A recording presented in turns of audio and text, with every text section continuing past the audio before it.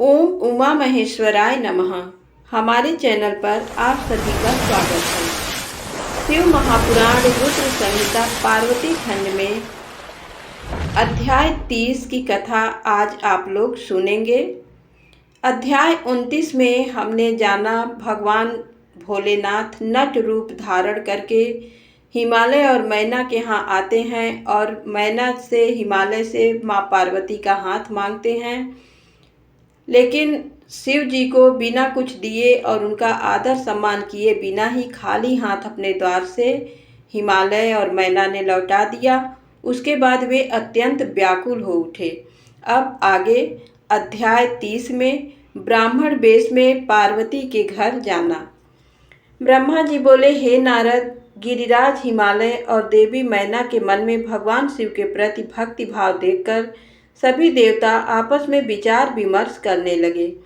तब देवताओं के गुरु बृहस्पति और ब्रह्मा जी से आज्ञा लेकर सभी भगवान शिव के पास कैलाश पर्वत पर गए। वहां पहुंचकर उन्होंने हाथ जोड़कर शिव जी को प्रणाम किया और उनकी अनेकानेक बार स्तुति की। तत्पश्चात देवता बोले, हे देवाधिदेव महादेव भगवान शंकर, हम दोनों हाथ जोड़कर आपकी शरण में आए हैं। हम पर प्रसन्न होइए और हम पर अपनी कृपा दृष्टि बनाइए। प्रभु, आप तो भक्त वत्सल हैं और अपने भक्तों की प्रसन्नता के लिए कार्य करते हैं। आप दीन दुखियों का उद्धार करते हैं।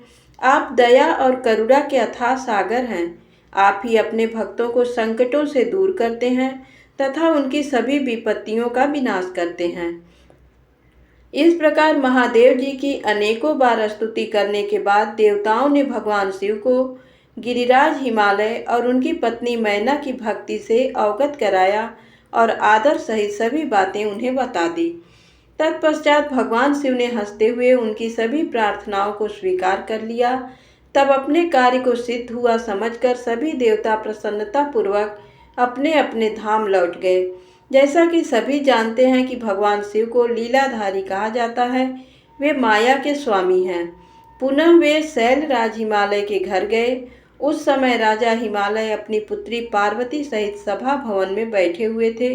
उन्होंने ऐसा रूप धारण किया कि वे कोई ब्राह्मण अथवा साधु संत जान पड़ते थे। उनके हाथ में दंड व छत्र था, शरीर पर दिव्य वस्त्र तथा माथे पर तिलक शोभा पा रहा था।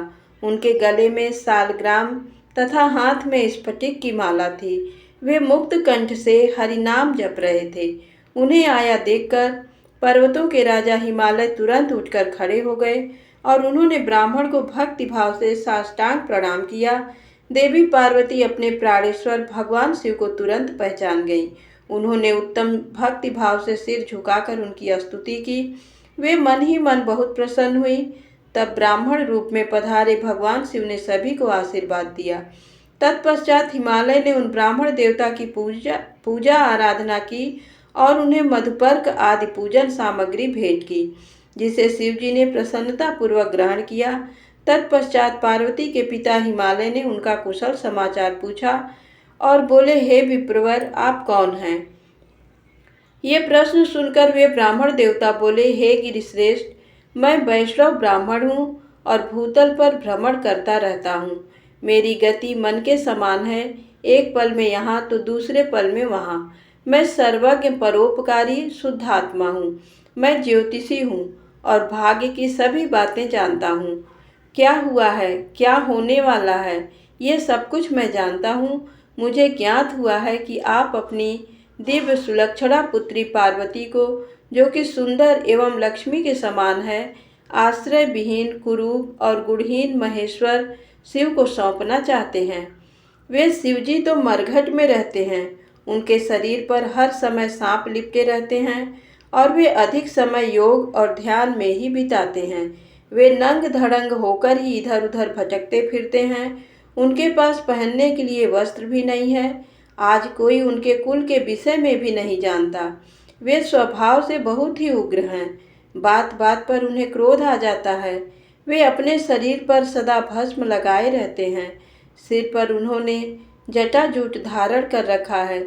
ऐसे अयोग्य वर को, जिसमें अच्छा और रुचिकर कहने लायक कुछ भी नहीं है, आप क्यों अपनी पुत्री का जीवन साथी बनाना चाहते हैं? आपका ये सोचना कि शिव ही आपकी पुत्री के योग्य हैं सर्वथा गलत है। आप तो महान ज्ञानी हैं, आप नारायण कुल में उत्पन्न हुए हैं। भला आपकी सुंदर पुत्री को वरों की क्या कमी हो सकती है। उस परम सुंदरी से विवाह करने को अनेकों देव के महान वीर बलशाली सुंदर स्वस्थ राजा और राजकुमार सहर्ष तैयार हो जाएंगे। आप तो समृद्धिशाली हैं, आपके घर में भला किस वस्तु की कमी हो सकती है। परंतु शैलराज, जहाँ आप अपनी पुत्री को ब्याहना चाह रहे हैं वे बहुत निर्धन हैं। यहाँ तक कि उनके भाई बंधु भी नहीं हैं, वे सर्वथा अकेले हैं। गिरिराज हिमालय, आपके पास अभी समय है, अतः आप अपने भाई बंधुओं पुत्रों व अपनी प्रिय पत्नी देवी मैना से इस विषय में सलाह कर लें, परंतु अपनी पुत्री पार्वती से इस विषय में कोई सलाह न लें, क्योंकि वे शिव के गुण दोषों के बारे में कुछ भी नहीं जानती हैं।